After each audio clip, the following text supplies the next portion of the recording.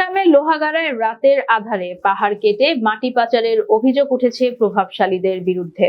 উপজেলার চরম্বা কালোয়ারপাড়া এলাকায় বক্কর গিয়া কাটা নামে পাহাড়টি কেটে নিয়ে যাচ্ছেন তারা। বিস্তারিত দেখুন লোহাগাড়া প্রতিনিধি মুক্তার হোসেনের প্রতিবেদনে।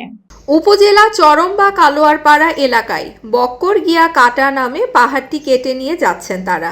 একই সাথে পাহাড়ের উপর রোপণকৃত বিভিন্ন প্রজাতির গাছগুলোও মাটির সাথে কেটে ফেলা হয়েছে। স্থানীয়রা জানান, বিগত এক সপ্তাহ ধরে রাতের আধারে পাহাড় কেটে এসব মাটি পার্শ্ববর্তী চরম্বা উচ্চ বিদ্যালয়ের মাঠে ভরাট সহ বিভিন্ন এলাকায় পাচার করা হয়েছে। পাহাড় কাটা ও পাহাড়ের গাছগাছালি কাটায় প্রাকৃতিক পরিবেশের মারাত্মক ক্ষতির পাশাপাশি ধ্বংস হচ্ছে জীববৈচিত্র্য। সংশ্লিষ্ট প্রশাসনের হস্তক্ষেপ কামনা করেন স্থানীয়রা। সরেজমিন পরিদর্শন করে পাহাড় কাটায় জড়িতদের বিরুদ্ধে আইনানুগ ব্যবস্থা নেওয়া হবে বলে জানান উপজেলা প্রশাসন।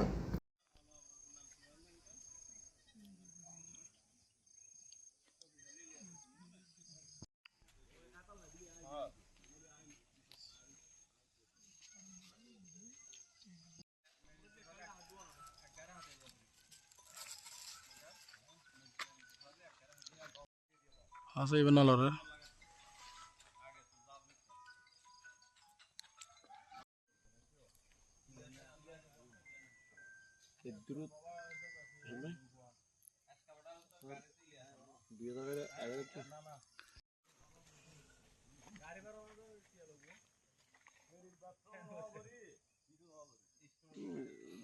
ছয় নম্বরে ফইয়ে স্কুললাই দিয়ে আদি হদা তোমার তো অল্প মেডি থিবে না আদি করিয়াল্লা খদে স্কুললাই আদি মেডি ফার হাঁটিলে তো ধরে।